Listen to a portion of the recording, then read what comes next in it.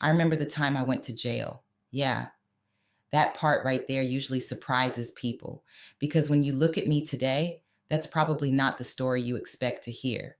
But before I went into the military, before my life started changing direction, I was 18 years old, homeless, with a baby, and desperate for a job.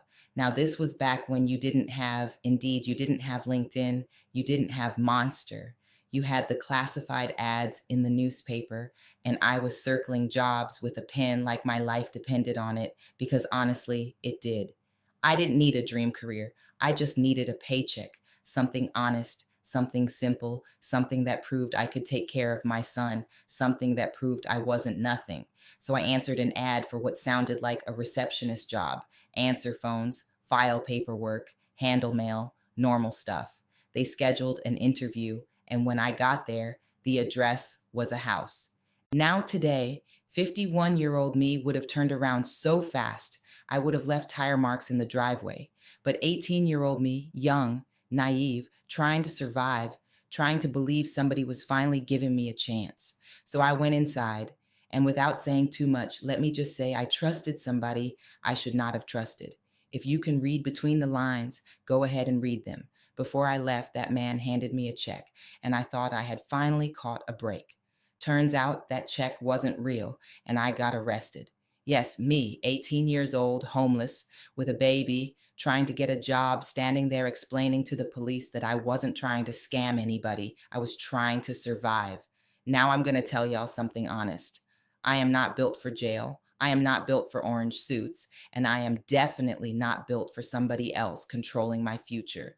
So when I stood in front of that judge, I told him the truth. I told him I was a homeless single mother.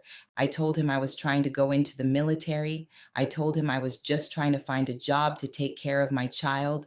And somehow that judge saw something in me I couldn't even see in myself yet because he gave me a second chance. Those charges were dropped, and the only thing I had to do was make sure I took my tail into that military. And I did, fast. Let me tell you something. Sometimes God closes one door so loud, you don't have no choice but to walk through the right one. That moment changed my life, but I never told anybody that story. Not my friends, not my family, not even my kids, because I was embarrassed, ashamed, and honestly, I didn't think people would understand. But that experience shaped me. It shaped how I trust people. It shaped how I make decisions. It shaped how I listen to my instincts. Because if something sounds too good to be true, baby, I already learned that lesson once, the hard way. And looking back now, I realize something else too. Sometimes when you're young, you're not making bad choices. You're making the only choices you think you have, and God still finds a way to meet you there anyway. So if you ever made a decision when you were younger that you're still carrying shame about today, hear me when I say this. Your worst moment does not get to decide your whole story. Sometimes it just decides your turning point. And if this conversation spoke to you, pull a chair up. We're walking this journey together.